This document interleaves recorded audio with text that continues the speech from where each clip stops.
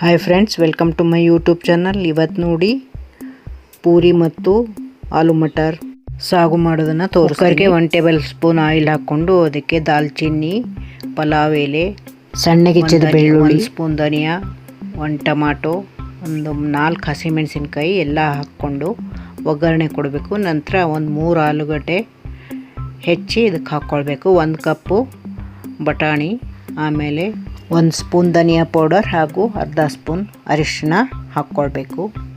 2 ಕಪ್ಪು water add ಮಾಡಬೇಕು. ನಂತರ cooker ಮುಚ್ಚಳ ಮುಚ್ಚಿ 3 ವಿಸಿಲ್ ಊದಿಸ್ಬೇಕು.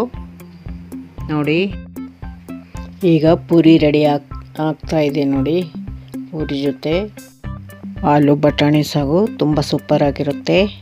ನೋಡಿ, ಹಾಗೆ ರೊಟ್ಟಿನೂ ಮಾಡಿದ್ದೆ.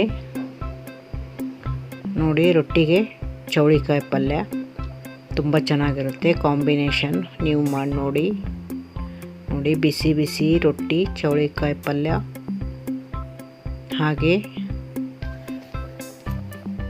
ಶೇಂಗಾ ಚಟ್ನಿ ಪುಡಿ ಹಾಕ್ಕೊಂಡು ಮೇಲೆ ತುಪ್ಪ ಹಾಕ್ಕೊಳ್ಬೇಕು. ರೊಟ್ಟಿಗೂ ಬಿಸಿ ಇರುತ್ತಲ್ಲ, ಮೇಲೆ ತುಪ್ಪ ಹಾಕ್ಕೊಂಡ್ರೆ ತುಂಬ ಚೆನ್ನಾಗಿರುತ್ತೆ.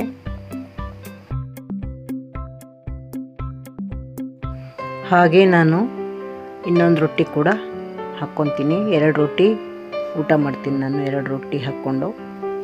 ನೋಡಿ, ಇನ್ನೊಂದನ್ನು ಸುಡ್ತಾ ಇದ್ದೀನಿ.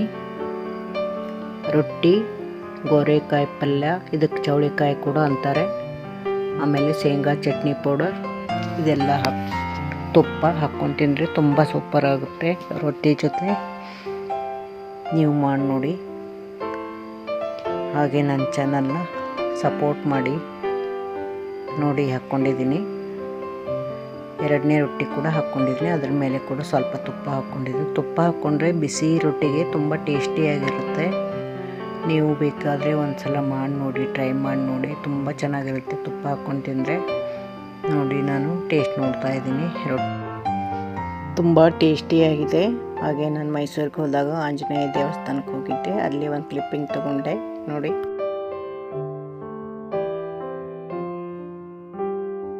ಹಾಗೆ ಕೆಲವು ಹೂವಿನ ವಿಡಿಯೋಗಳನ್ನು ಹಾಕಿದ್ದೇನೆ.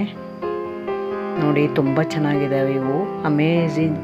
ಅಮೇಜಿಂಗ್ ಫ್ಲವರ್ಸ್ ಅನ್ಬೋದು. ಇವು ಎಷ್ಟು ಚೆನ್ನಾಗಿದ್ದಾವೆ ನೋಡಿ. ಇವೆಲ್ಲ ಈ ಸಿಟಿಲೆಲ್ಲ ಬೆಳೆಯಲ್ಲ, ಇವು ಕಾಡಿನಲ್ಲಿ ಬೆಳೀತಾವಂತೆ. ಇವು ಎಲ್ಲ ಅಮೆಜಾನ್ ಕಾಡಲ್ಲಿ. ನೋಡಿ, ಇವು ಎಲ್ಲ ಬೇರೆ ಬೇರೆ ದೇಶಗಳಲ್ಲಿ ಬೆಳೆಯೋ ಹೂಗಳು ಇವು. ಇದು ನೋಡಿ ಹೇಗಿದೆ, ಕಾಡಲ್ಲಿ ಬೆಳೆದಿದೆ ಅಂತ. ಇದು ಕೂಡ ನೋಡಿ ತುಂಬ ಚೆನ್ನಾಗಿದ್ದಾವೆ ಹೂಗಳು. ನೋಡಿ, ಇದು ಹೇಗಿದೆ ನೋಡಿ. ವಾವ್, ಕಲರ್ ತುಂಬ ಸೂಪರ್ ಆಗಿದೆ ಒಂದಕ್ಕಿಂತ ಒಂದು. ನೋಡಿ, ಇದು ಹೇಗಿದೆ.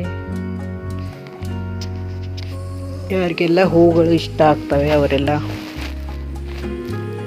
ನನ್ನ ಚಾನಲ್ನ ಸಪೋರ್ಟ್ ಮಾಡಿ, ಒಂದು ಲೈಕ್ ಮಾಡಿ, ಹಾಗೆ ವಿಡಿಯೋನ ಶೇರ್ ಮಾಡಿ. ಇದು ನೋಡಿ ಹೇಗಿದೆ, ಕೊಡೆ ಥರ ಬಂದಿದೆ ಇದು ಕೂಡ. ನೋಡಿ, ಇದು ಕೂಡ ಹಾಗೆ ಇದೆ, ಗಂಟೆ ಥರ, ಬೆಲ್ ಥರ ಇದೆ ಇದು ನೋಡಿ. ವಾವ್, ಕಲರ್ ಮಾತ್ರ ತುಂಬ ಸೂಪರ್ ಆಗಿದ್ದಾವೆ ಈ ಹೂಗಳು. ಇವನ್ನೆಲ್ಲ ನೋಡ್ತಾ ಇದ್ರೆ ಅಲ್ಲೇ ನೋಡ್ತಾ ಇರಬೇಕು. ಅಲ್ಲೇ ನಾವು ಈ ಥರ ಗಿಡಗಳನ್ನು ಮನೇಲಿ ತಂದು ಹಾಕ್ಬೇಕನ್ಸುತ್ತೆ. ನೋಡಿ, ತುಂಬ ಸೂಪರ್ ಇದೆ ಹೂಗಳು. ಎಲ್ಲೇ ಹೂಗಳು ಕಾಣಲಿ ಸುಮ್ಮನೆ ನೋಡ್ಕೊಂಡು ನಿಂತ್ಬಿಡ್ತೀನಿ ಎಲ್ಲ ಗಿಡಗಳಲ್ಲಿ. ಆದರೆ ಹರಿಯೋದಿಲ್ಲ. ಗಿಡದಲ್ಲಿ ತುಂಬ ಚೆನ್ನಾಗಿರುತ್ತಂತ ನಮ್ಮ ಮನೇಲಿ ರೋಸ್ ಬಿಟ್ಟರೆ ಕೂಡ ಅದು 1 ವಾರ ಆದರೂ ಚೆನ್ನಾಗಿರುತ್ತೆ ಗಿಡದಲ್ಲೇ ಇದ್ದರೆ.